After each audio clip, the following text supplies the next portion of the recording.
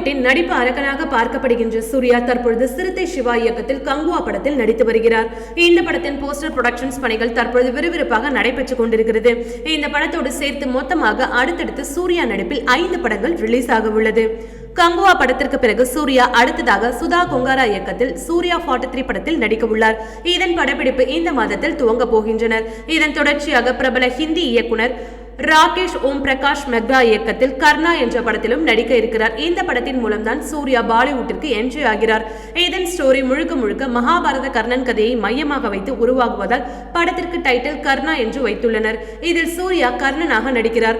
மேலும் விக்ரம் படத்தில் ரோலக்ஸ் என்ற கேரக்டரில் மிரட்டிவிட்ட சூர்யா மறுபடியும் லோகேஷ் கனகராஜ் இயக்கத்தில் ரோலக்ஸ் கேரக்டரை மட்டுமே மையமாக கொண்டு இரும்பு கை மாயாவி என்ற படத்தில் நடிக்க உள்ளார்.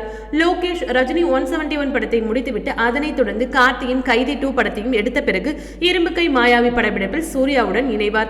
அதேபோல் தெலுங்கு இயக்குனர் சந்து மொண்டேடி உடனும் சூர்யா ஒரு ப்ராஜெக்டில் கமிட் ஆகியிருக்கிறார். இந்த படத்தின் ஒன்லைன் ஸ்டோரியை கேட்டுவிட்டு அதற்கு ஓகேவும் சொல்லிவிட்டார்.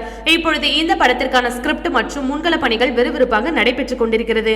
இந்த 5 படங்களுடன் இன்னும் சூப்பர் ஸ்டார் ரஜினியின் வேட்டையின் படத்தை எடுத்துக் கொண்டிருக்கும் இயக்குனர் டிஜே ஞானவேல் மற்றும் ஐரான் படை இயக்குனர் ரவிக்குமார், மலையாள இயக்குனர் லிஜோ ஜோஸ் பெல்லிசரி ஆகிய 3 இயக்குனர்களும் சூர்யாவிற்காகவே எழுதப்பட்ட கதையும் அவரிடம் சொல்லிவிட்டனர்.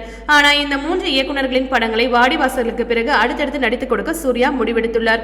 ஓகே வியூவர்ஸ், இது போல சினிமா செய்திகளை நீங்கள் உடனுக்குடன் பார்க்க மறக்காம சினி டைம்ஸ் சேனலை சப்ஸ்கிரைப் பண்ணுங்க.